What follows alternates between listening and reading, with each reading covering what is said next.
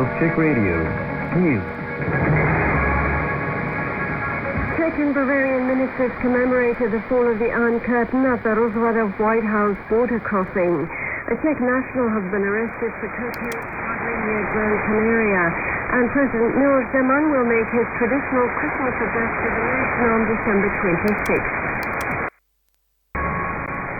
In a commemorative ceremony marking 30 years since the fall of the Iron Curtain, Czech Foreign Minister Tomáš Petříček and Bavarian State Minister of Finance and Home Affairs Albert Furacker symbolically cut through a small stretch of the Iron Curtain left for posterity at the Rozvadov White House Czech-German border crossing.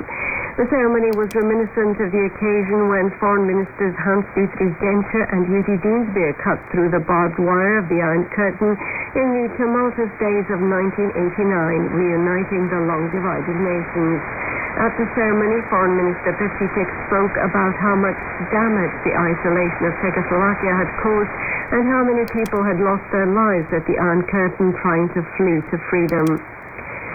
The police are reported to have arrested 2 Spaniards and 1 Czech national caught smuggling 1,500 kilograms of cocaine on a sailboat off the Canary Islands. According to the news site La Provincia, the police raided the boat some 150 kilometers from Gran Canaria, confiscating 50 large parcels of cocaine.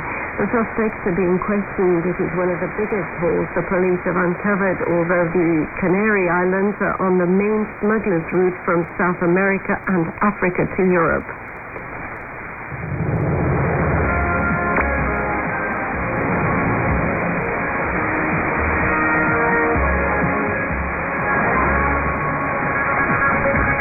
Hi there, this is Radio Prague International with me, Ian Willoughby. Today, pioneering Czech-born video artist Woody Vašilka has died in the U.S. at the age of 82. One of the Czech Christmas eating, the sweetbread known as Vánočka, and later Miloš Krajný, a Czech-born doctor who's done a huge amount of the most classical music from his native country in Canada. All that's coming up.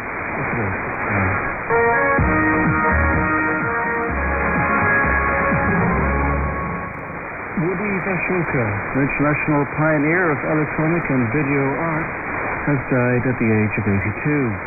The Czech-born artist who lived in the U.S. since the 1960s is a video artist all around the world.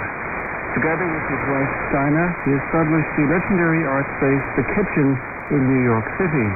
The name Vánočka derives from the word for Christmas, Vánoce.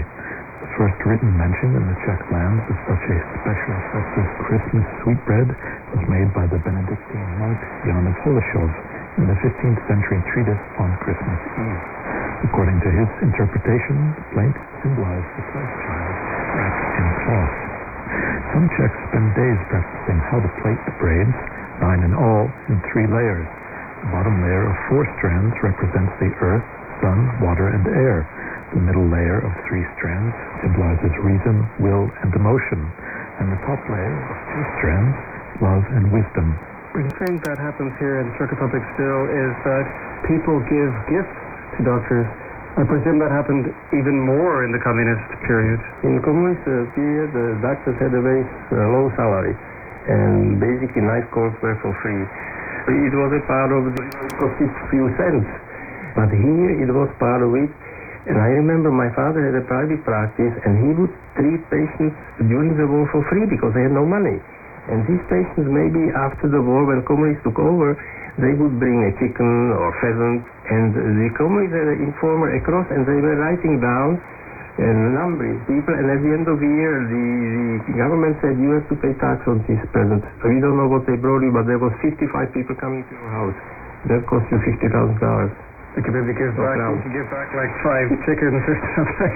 So that was terrible, because my father did it for free. He was a humanist. You have 2 brothers. What do they do? I was the oldest one. My younger brother went to study technical engineering in Brno. And in 1968, I left to Canada. He left for Austria.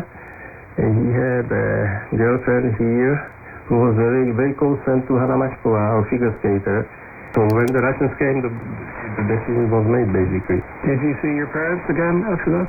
My parents were told, because I was sentenced in absentia for 2 years to prison, that I didn't return back home, and my parents were told that they will never be allowed to visit me.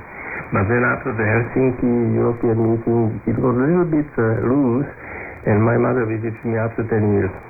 You are known for your great love of music. Where does that come from? I think it comes from my mother. Because my mother was a very good pianist on highest amateur level, and my youngest brother had perfect pitch, and so I was studying piano and violin. I have still my violin in Canada. I played in Montreal because I found Japanese colleague who played piano, and we played Prague and Smetana. But I haven't played since. Since he left back to Japan, we didn't play.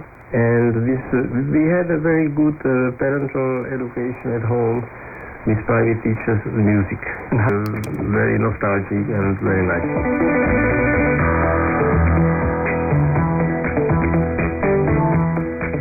Dr. Miloš Krajny, and that interview was first broadcast in June, right after he received the Gracias Agit Prize for promoting the good name of the Czech Republic. I'm afraid that's all we have time for in today's program. Please do send any comments you may have to english@radio.cz. And you will, of course, find us on Twitter, Facebook, and Instagram. You can also join us in the next few days for some very special Christmas broadcasts. But for now, from me, Ian Willoughby, and everybody here at Radio Prague International, thank you for listening, folks, and I'll speak to you very soon.